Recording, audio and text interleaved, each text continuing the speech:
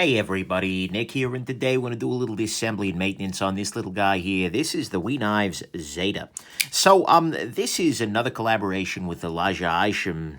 He is the same guy who did the Eschaton, and, does really interesting stuff. But one of the things he does best is make WE Knives use real screws. I kid at some level, but I also don't kid at another level. WE Knives has a history of using bad star screws. They seem to have seen the light, though. But nonetheless, I'm very, very grateful that we are using just good old-fashioned T8 screws here, rather than anything else, as we are doing this disassembly. My dream, my hope, my fondest desire here is that we're going to be able to take this guy apart by removing the pivot on this side and then these two screws here. The only reason I hope for that specifically is that would allow me to not take off the clip in order to do this disassembly. Certainly it'll be a little bit funky, but we're going to figure it out here, hopefully. Yeah, that looks like this is how this was put together. There we go. WE Knives, though, I give them so much crap for their early choice of awful screws, but they do really nice work. Absolutely 100%. They are among the better knife manufacturers working right now. Just in terms, when they're really doing their best work, that is. And so, I have to say, I do appreciate that. There we go. We are taking apart a little pin just came out. I am assuming that little pin goes here. Yeah, and that just serves as another point of contact. Okay, and we are disassembled here. And I want to thank very much my buddy Jeremy for sending this knife along. This is relatively new from the factory, but he gave me the permission to take it apart, and so I am going to. Where's my bows? Guys, come on. What the heck? Hold, please. Be right with you. Come here, bows. Bows. There we go. Alrighty, back at the ranch. We have the rubbing alcohol. Must have been stolen to the other room by the wife, not fiance, the wife. And there you go. But anyways, I'm using a 91% isopropyl alcohol here just to clean everything off. You can use other substances certainly, but I like this approach. So yeah, there you go. And actually, while I'm noting things, if you're interested in any of the other tools I'm using, go ahead and watch my knife disassembly toolkit video, and you'll see everything listed out there, complete with Amazon links and whatnot to buy this stuff. You can buy there. So, anyways, back at the ranch, interesting knife and well built so far. I mean, what I'm seeing, I'm liking. You can see titanium line is in here.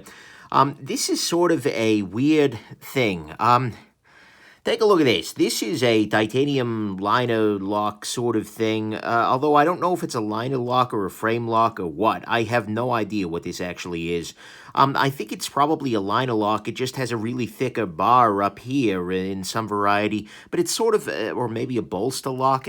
What I'm missing here and what's kind of confusing me is that this does not have a lock bar relief cutout here.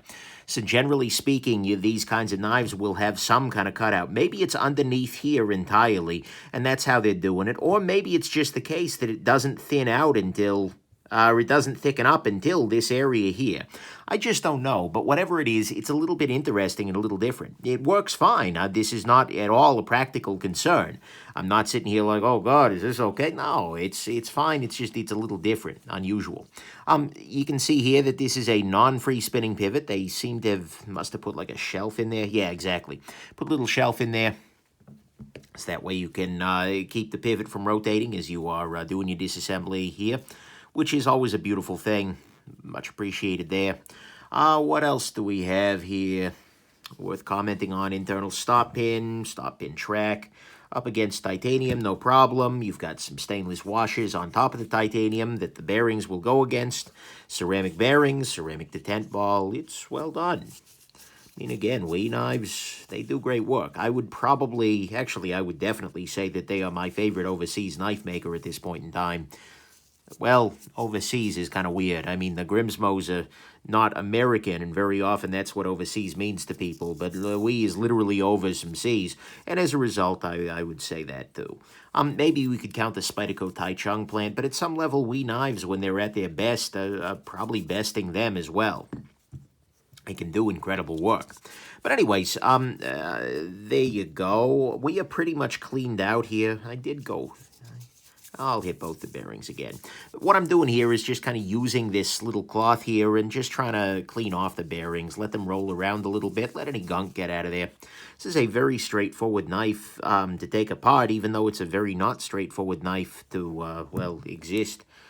So yeah, and there we can see that little shelf here that the pivot's resting against. Okay. Get this rotated properly. There we go. Now it can't rotate any further.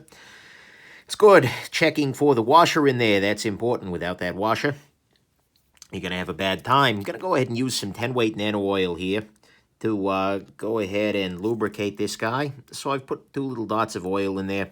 I'm going to go ahead and rotate this bearing a little bit here just to get it nice and coated. Go ahead and put a little bit onto the pivot itself. That should do it. Is there a detent ball ramp? Yeah, there's a very slight detent ball ramp, and I'm getting the text messages over there. Nice and loud. See if someone starts blowing me up, but that's okay. Likely the fiance, wife. One of these days, I'm going to know what this woman is to me. But, you know, at the moment, she's just in that unsure state. Well, not according to the state of Michigan. They're pretty sure we're married. But according to the jackass, I'm just, my mind isn't wrapped around that yet. Whatever. Either way.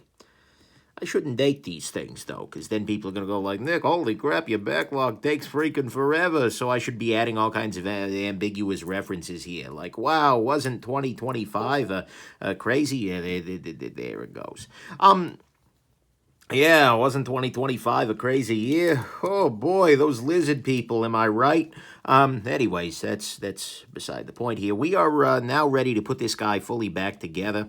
Am I missing a screw, or did it just stay in the handle? It just stayed in the handle. So I'm going to go ahead and tighten this screw down here in the back, because it's already there. Why not? Then I'm going to go ahead and drop in. My pivot has unseated itself. Just because it probably came up onto that shelf there. Yeah, there we go. Just going to have to kind of get everything massaged into place here. What's going on here? Something's up. Okay, there we go. Now we're popped in. Now what I'm going to do is, you know, sometimes it's harder to reassemble when you've got the lock bar up on the blade, just because that's putting some counterforce into the system.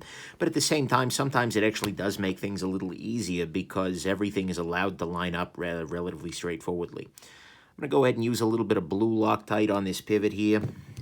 Drop that into position. I'm going to be treading very carefully here because there is a fair amount of kind of oddity in this system. Don't want to tighten things down too quickly, etc. Want to make sure everything is seated as I do that. So I'm just going to kind of put a first pass. I'm just putting the amount of tension that is very straightforwardly puttable on there with, you know, just the 2 fingers.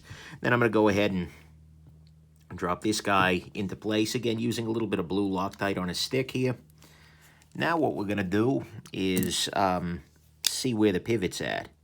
A little bit of play, which means I need to tighten it up further. But before I... Oh, man, that just got smoother. Before I do so, I just want to make sure everything is properly seated. And everything looks to be. So I'm just giving that a little bit of extra tightness. Yeah, that's nice. And we've gone from having a knife that was, you know, a good action to a knife that drops shut. So a little lubrication, a little cleaning out of the factory gunk goes a long way here. No play in either direction. Centering is still perfection. Much, much smoother now. There you go. Okay, hope this is interesting to you and that you have yourselves just an absolutely wonderful rest of your day. Bye now.